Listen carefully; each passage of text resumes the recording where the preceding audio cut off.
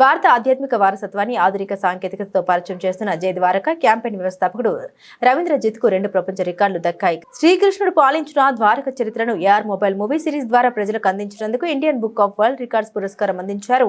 యువతలో భారతీయ సంస్కృతి, సనాతన ధర్మంపై అవగాహన పెంపొందించడమే లక్ష్యమని ఆయన తెలిపారు.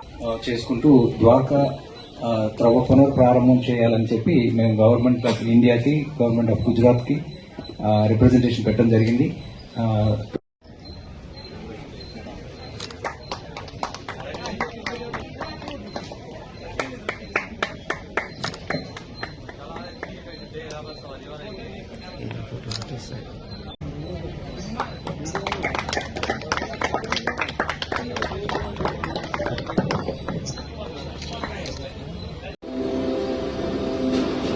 అందరి ధర్మానికి నిలయమైన